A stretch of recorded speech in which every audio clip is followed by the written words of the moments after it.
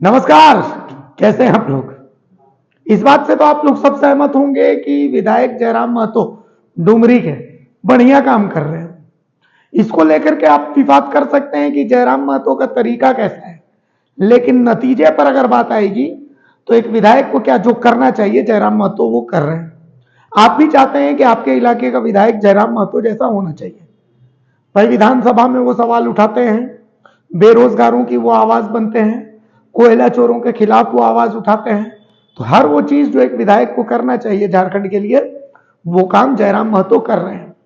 लेकिन फिलहाल जयराम महतो एक चक्रव्यूह में, झारखंड लोकतांत्रिक क्रांतिकारी मोर्चा JLKM, इस पार्टी के सुप्रीमो है जयराम महतो। अब जयराम महतो अच्छा काम तो कर रहे हैं, लेकिन एक यूं कहें एक चक्रव्यूह में उनको घेरने की तैयारी है।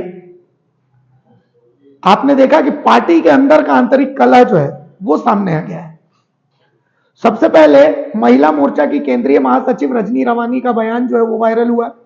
उन्होंने लाइव आकर के और बहुत सारे संगीन आरोप लगाए हैं। जो पार्टी के ही बड़े नेता हैं सुशील मंडल और फरजान अख्तर, इन दोनों के ऊपर बहुत गंभीर आरोप लगाए, बहुत संगीन आरोप लगाए। एक बार हम आपको उन आरोपों को सुनाते हैं, पहले आप उन आरोपों को सुन लीजिए, फिर हम आगे बातचीत करते हैं। एक बार इस आरोप को सुनिए, रजनी रवानी क्या कह रही हैं। मैं रजनी कुमारी JLKM महिला मोर्चा केंद्रीय महासचिव हूँ। मैं पिछले 2 सालों से जयराम महतो के साथी थी उनके पार्टी में, और विगत अपने गांव में आउटसोर्सिंग कंपनी जो यहाँ चल रही थी, डेको कंपनी लोयाबाद बांसजोड़ा में, उसमें लगातार प्रयासरत थी कि यहाँ के लोगों को रोजगार मिले। लेकिन रोजगार नहीं मिलने के कारण हम बहुत बार पत्र के माध्यम से कंपनी प्रबंधन को सूचना दिए और एक दिवसीय धरना के माध्यम से सूचना दिए कि हमारी पुरखों की जमीन यहाँ पे गई हुई है, इसलिए जब कोई भी आउटसोर्सिंग कंपनी आती है तो सबसे पहला अधिकार गांव वालों को होता है। लेकिन 2-4 लोगों को छोड़कर यहाँ पे रोजगार नहीं है। जब भी हम उनको बोलते हैं कि यहाँ पर रोजगार नहीं है तो 99 लोगों का लिस्ट यहाँ पे दिखा दिया जाता है। लिस्ट सिर्फ बोला जाता है कि 99 लोग यहाँ से काम कर रहे हैं, बाकी यहाँ पे 99 लड़का है भी नहीं जो लिस्ट दिखाते हैं। इस सब से क्षुब्ध होकर हम 16/1/2025 को भूख हड़ताल यहाँ पे रखे थे, बिल्कुल डेको कंपनी गेट के सामने में ही। जिस दिन फर्स्ट दिन था, सब जगह लेटर देने के बाद, हर जगह परमिशन लेने के बाद, जयराम से परमिशन लेने के बाद हम यहाँ पर JLKM लोकतांत्रिक क्रांतिकारी मोर्चा जो भी है बैनर तले हम यहाँ पे भूख हड़ताल किए थे। तो 16 तारीख को शाम को एक लेटर जारी होता है जो जिलाध्यक्ष हमारे उसके द्वारा आता है फोन पे कि आपका जो ये धरना भूख हड़ताल है वो कहीं से उचित नहीं है, इसमें आपराधिक तत्व शामिल है, इस वजह से हम इसको स्थगित करते हैं।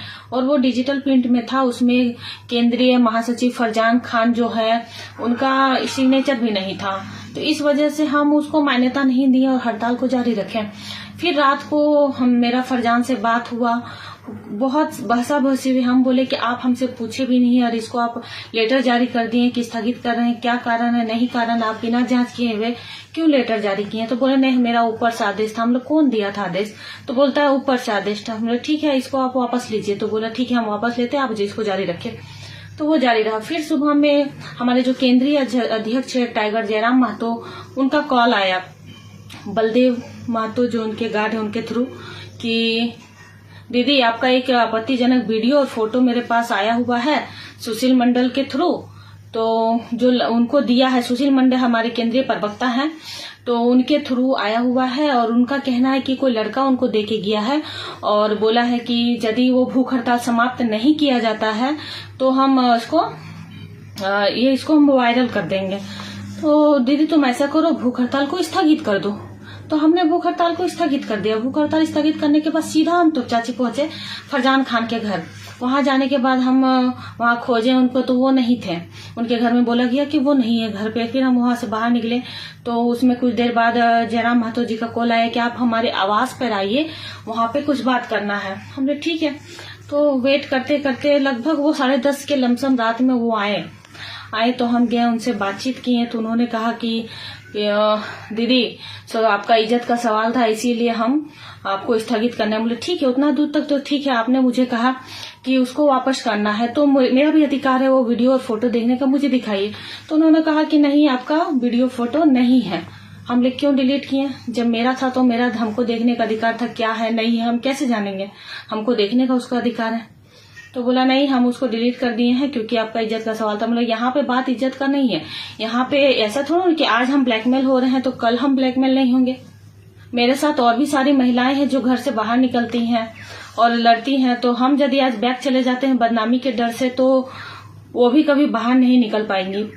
तो इसके लिए तो जयराम बोला ठीक है, हम हर संभव प्रयास करेंगे। हम बोले ठीक है। तो जब हम सीढ़ी से उतर रहे थे तो वही फरजान खान और वही सुशील मंडल, फरजान खान जो हमारे केंद्रीय महासचिव हैं वो पार्टी के और प्रधान महासचिव है, और ये सुशील मंडल जो केंद्रीय प्रवक्ता है वो सीढ़ी पे आकर हमको बोलते हैं बिल्कुल पास में ही कि देखो, मोबाइल पे वो फोटो दिखाते हैं हमको, मेरा आपत्तिजनक फोटो था उसमें, वो ज्यादा हमको समझ में भी नहीं आया। वो बोले कि ये फोटो देखो, इस तरह नहीं की है तो फिर हम इसको फिर से वायरल कर देंगे। तो हम वहां कुछ नहीं बोल पाए, सीधा निकले वहां से, सीधा घर आ गए। उसके बाद आज हम कल ही हम थाना गए थे, वहां पे जाके दिए हैं इसको, लेटर को दिए बड़ा बाबू को, लेकिन अभी एफआईआर दर्ज नहीं हुआ। अभी हम फिर से थाना जा रहे हैं एफआईआर दर्ज करने के लिए। हम आप लोगों के माध्यम से न्याय चाहते हैं कि आज हम यदि इस पे चुप रहे, शर्म के मारे, लाज के मारे यदि हम इसमें चुप रहेंगे तो फिर हमको आगे चल के इसके लिए हमको ब्लैकमेल किया जाएगा। और हमको पूर्ण आशंका है कि मेरा भूख हड़ताल तोड़ाने में एड़ी से चोटी जोड़ ये लोग लगाया हुआ था, कंपनी प्रबंधन से लेकर यहाँ के लोगों से लेकर, क्योंकि वो नहीं चाहते थे कि यहाँ के लोगों को गाँव में काम मिले। यहाँ के जो और एक लड़के हैं, महफूज आलम पार्टी के ही हैं, एक सद्दाम है मोहल्लेडी के, वो भी केंद्रीय महामंत्री है। उन लोगों पे भी हमको पूर्ण आशंका है कि उन लोगों के मोबाइल पे भी मेरा वीडियो और फोटो है, क्योंकि वो लोग भी नहीं चाहते थे कि मेरा जो हड़ताल है वो सक्सेस हो। तो क्यों नहीं चाहते थे, इसका जज तक हमको जाना है कि उन लोगों को इतना घटिया काम करना पड़ा। क्या ऐसी बात थी? क्या कोई पैसे का डील हुआ था कंपनी की तरफ से? क्या कुछ डील हुआ था कि वो लोग मेरे चरित्र तक पहुंच गए? इस जड़ तक हमको पहुंचना है और मैं चाहती हूँ कि पूरा प्रशासन मोरे पूरी तरह से सहयोग करे। मीडिया भाई बंधु आप लोग भी पूरा तरह से सहयोग करिए इसके जड़ तक जाने के लिए। आज मैं पीछे हटूंगी तो कभी सर उठा के नहीं देख सकूंगी। तो अब जब आपने सुन लिया कि रजनी रवानी क्या कह रहे हैं, उन आरोपों को आप जब सुन चुके हैं, तो अब आपको एक और बयान सुनाते हैं। यह बयान भी आपको सुनना चाहिए। ये जो शख्स है ये जेल के एम से कभी इनका ताल्लुक था, जयराम महतो के प्रशंसक भी बताए जाते हैं, लेकिन कुछ बहुत गंभीर सवाल ये उठा रहे हैं। एक बार आप इनको भी सुन लीजिए, बहुत गंभीर सवाल है, सुनिए। जोहार साथियों, आज एक बहुत ही ज्वलंत मुद्दा को लेकर आया हूं, जो ये जेल कैंप पार्टी है, जो इसमें कुछ जो दलाल हैं, अपनी दलाली करके जेल कैंप में अपना स्थान बनाए हैं, उनके बारे में कुछ बातें हैं जो मैं आप लोग के सामने बताना चाहता हूं।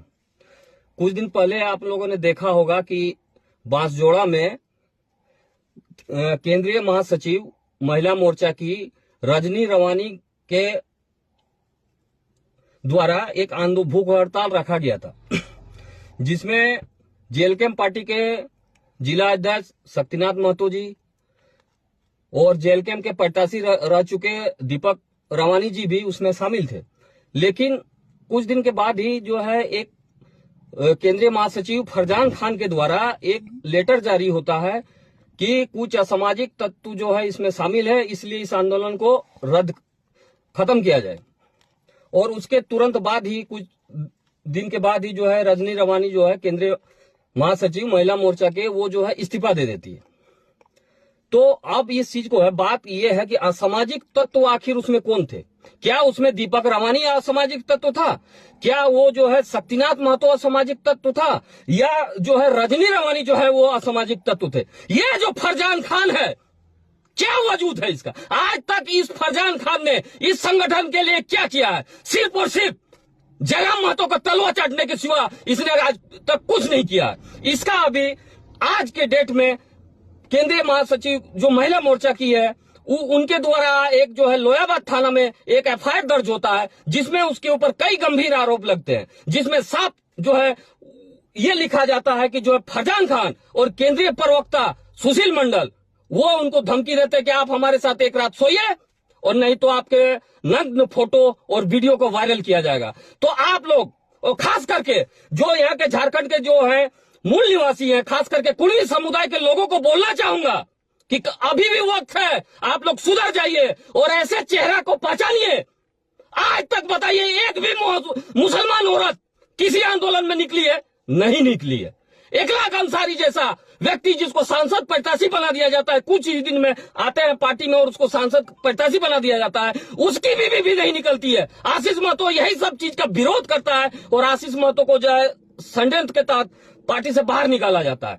आज तक एक भी मुसलमान महिला, मुस्लिम महिला क्यों नहीं निकली आंदोलन में? आज तक एक भी मंडल महिला बताइए, मंडल जाति के महिला, एक भी मंडल जाति समुदाय की महिलाएं आंदोलन में नहीं निकली। ये लोग आए हैं, यहां तक कि तो मेरे पास वो सबूत मैं इकट्ठा नहीं कर पाया हूं, नहीं तो ऐसे ऐसे ये लोग बोलते हैं कि हम लोग तो इस पार्टी में आए हैं खाली जो महिलाएं हैं, किसी की माँ है होगी, किसी की बहन होगी, किसी की बेटी होगी, उनकी जो है नजरें गीत की तरह नजरें हमारी माँ बेटी बहनों के ऊपर है। आप पहचानिए इन चेहरों को और जितना जल्दी हो सके इनको जो है बाहर निकालने का काम कीजिए, नहीं तो बहुत अनर्थ होगा। ये लोग जो है झारखंड को बेचने का, जो बेचे हैं लोग, अब ये पार्टी को बेचने का काम कर रहे हैं। और मैं जो पार्टी के सुप्रीमो हैं टाइगर जयराम महतो जी, अब देखना चाहता हूं मैं, क्या आप इनको बर्खास्त करते हैं?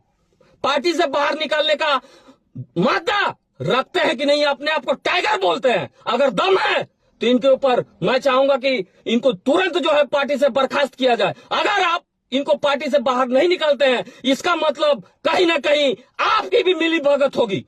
अगर आप एक सच्चे टाइगर हैं तो आप इसको जल्दी से जल्दी पार्टी से बाहर निकालिए, नहीं तो सीधा समझा जाएगा कि आपकी भी इसमें मिली भगत है। फरजान खान बहुत लेटर साइन किए हो, अब तुम्हारा लेटर कौन साइन करेगा? और एक केंद्रीय प्रवक्ता, अपने आप को केंद्रीय प्रवक्ता, क्या योगदान है इनका? कौन है ये सुशील मंडल? क्या किया है इस पार्टी के लिए? कौन है ये फरजान खान? क्या किया है इस पार्टी के लिए?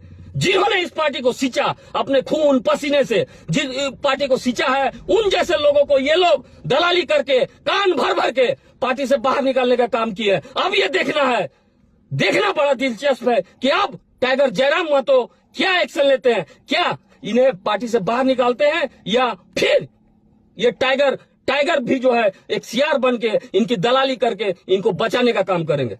तो कुल मिलाकर के जयराम महतो के सामने अब चुनौती यह है कि अपनी पार्टी की साख को भी बचाना है और एक स्टैंडर्ड जो उन्होंने सेट कर दिया है उस स्टैंडर्ड को भी उनको मेंटेन रखना है। नो डाउट जयराम महतो बहुत अच्छा काम कर रहा है, इसमें कोई इफ बट हो ही नहीं सकता। आप जयराम के समर्थक हो सकते हैं, आप जयराम के प्रशंसक हो सकते हैं, लेकिन जयराम जो कर रहे हैं इसकी आपको तारीफ करनी ही पड़ेगी। लेकिन सवाल यह है कि आखिर भीतर खाने की इस राजनीति से जयराम महतो कैसे उभरेंगे?